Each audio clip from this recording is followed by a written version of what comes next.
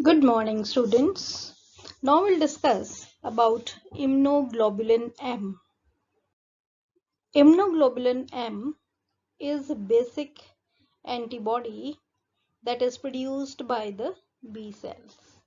IgM is by far the physically largest antibody in the human circulatory system. It is pentamer. It is the first antibody to appear in response to initial exposure to the antigen.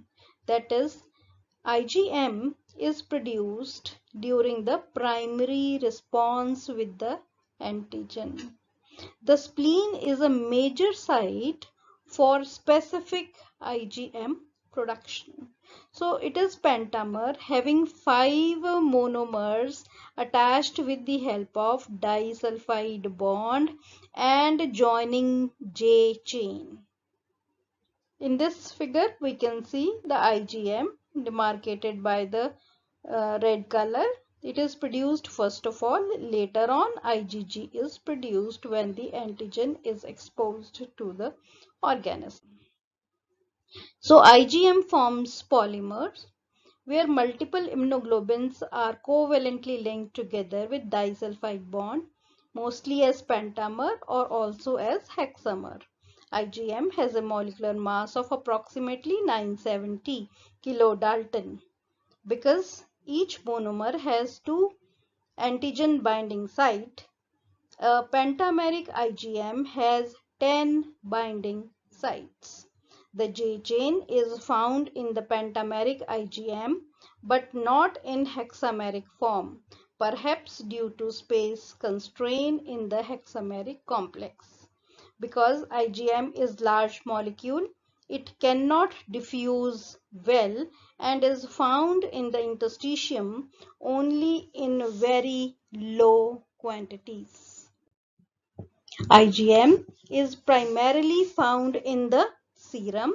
However, because of the J chain, it is also important as secretory immunoglobulin. Due to its pentameric nature, IgM possesses high avidity and is particularly effective at the complement activation. By itself, IgM is an ineffective opsonin. However, it contributes greatly to opsonization by activating complement and causing C3b to bind to the antigen.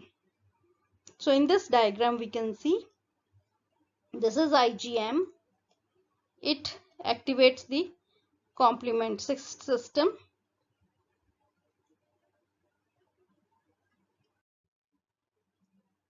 In germline cells, the gene segment encoding the mu constant region of heavy chain is positioned first among other constant region gene segment. For this region, IgM is the first immunoglobulin expressed by the mature cells. It is also the first immunoglobulin expressed in the fetus about 20 weeks and is phylogenetically the earliest antibody to develop.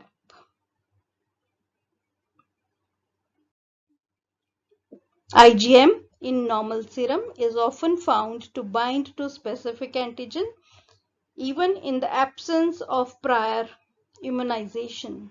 For this region, IgM has sometimes been called as a natural antibody. This phenomena is probably due to the high avidity of IgM that allows it to bind detectably even to weakly cross-reacting antigen that are naturally occurring. For example, the IgM antibodies that bind to the red blood cells A and B antigen might be formed in early life as a result of exposure to A and B like substances that are present on bacteria or perhaps also on plant materials.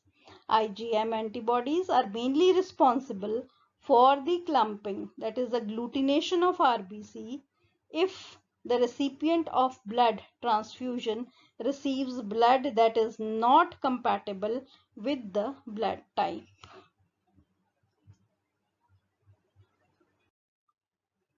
IgM antibodies appear early in the course of infection and usually reappear to a later extent after further exposure. IgM antibodies do not pass across the human placenta. Only IgG can pass across because size is larger, it cannot. These two biological properties of IgM make it useful in the diagnosis of infectious diseases. Demonstrating IgM antibody in the patient's serum indicate recent infection, or in the neonate serum indicates intrauterine infection, that is congenital rubella.